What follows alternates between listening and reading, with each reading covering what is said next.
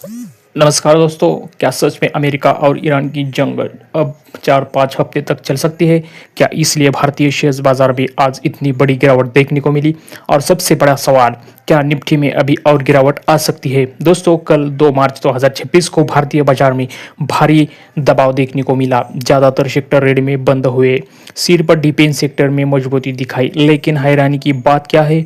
US market लगभग recover कर चुका है।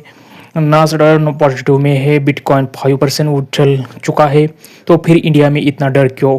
आज इस वीडियो में हम पूरा विश्लेषण करेंगे। ट्रम्प का नया बयान, ईरान ने नेगोशिएशन के किया साफ इनकार, गल्फ कंट्रीज की एंट्री, सऊदी अरेबिया पर हमला, क्रूड ऑयल $80 के पार और निफ्टी का अगला मूव। वीडियो अंत तक देखिए, क्योंकि आखिरी में बताऊंगा कि अगला ट्रेडिंग डे कैसा रह सकता है। सबसे पहले भारतीय बाजार की बात करें तो निफ्टी पर 50 डे आज लगभग दबाव के साथ closing the. IT sector, banking, metals सब दबाव में रहे। लेकिन सवाल ये है कि गिरावट की असली वजह क्या है? दोस्तों, इसका पहला कारण है जियोपॉलिटिकल रिस्क प्रीमियम। जब भी और की स्थिति बनती है तो एफआईआई पैसा निकालते हैं, रिस्क एसेंट से पैसा निकालकर सेफ एसेंट्स में जाता है। दूसरा कारण यह है कि क्रूड ऑयल प्राइस स्पाइक होती है। क्रूड ऑयल प्राइस $80 के ऊपर पहुंच चुका है। भारत का एक ऑयल इम्पैक्टिंग कंट्री है। ऑयल महंगा, इन्फेक्शन बढ़ेगा, आरबीआई का दबाव में आएगा। दोस्तों, इसमें तीसरा कारण है आईडीआर गिरावट। यूएस में लेटेस्ट भारतीय कंपनियों के एडीआर दबाव में, इसका असर इंडिया में आईटी स्टॉक पर पड़ा हुआ है। डोनाल्ड ट्रंप ने साफ कहा है कि अगर जरूरत पड़ी तो अमेरिका यह जंग 4 से 5 हफ्ते तक जारी रख सकता है।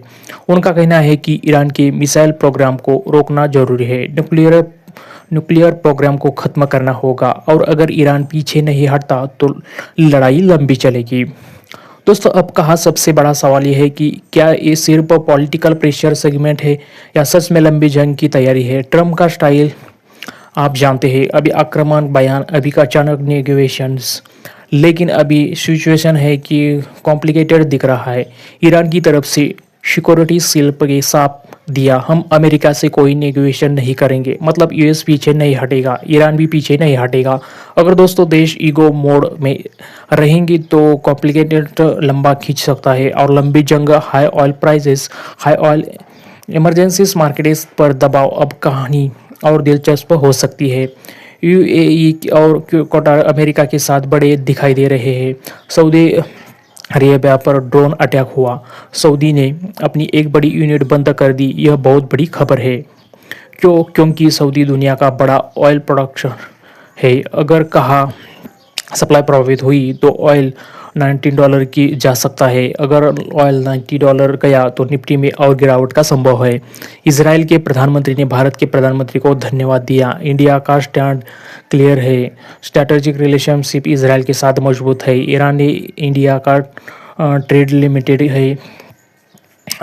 चंबा पोर्ट जरूर महत्व है, लेकिन डायप्लोमेटिक एप्लीकेशंस अलग, इसलिए इंडिया ओपनली इसराइल के साथ बड़ा दिख रहा है। अब देखिए ग्लोबल मार्केट्स, डॉ जॉन मामूली कमजोरी है, बिटकॉइन 5% उछल है, मतलब पैनिक सेलिंग कम हो रही है। लेकिन निफ्टी अभी भी स्ट्रांग रिकवरी दिखा रहा है, यानी इंडिया अभी भी सेंसिटिव झूम में है।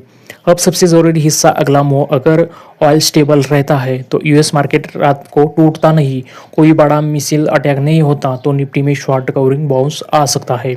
लेकिन अगर ऑयल $85 के ऊपर गया तो रिजल्ट में बड़ा हमला हुआ तो निफ्टी में 200-300 पॉइंट गिरावट संभव है। शॉर्ट टर्म ट्रेडर्स ओवरलेडिंग्स पोजीशन अवॉइड करें, स्टॉप लॉस जरूर रखें, इन्वेस्टर पैनिक सेलिंग ना करें, क्वालिटी स्टॉक में एसआईपी कंटिन्यू रखें। दोस्तों, अभी मार्केट न्यूज़ ड्राइव मोड में है, हर घंटे सिचुएशन बदल सकती है। कल होली, मतलब आज होली से वजह से इंडियन मार्केट बंद है, लेकिन ग्लोबल मार्केट खुले रहेंगे। इसलिए आज रात वीडियो मिस मत करना, वही परसों के लिए सबसे इम्पोर्टेंट हो गया। आपका क्या मानना है? क्या यह जंग 4 से 5 हफ्ते चलेगी या अचानक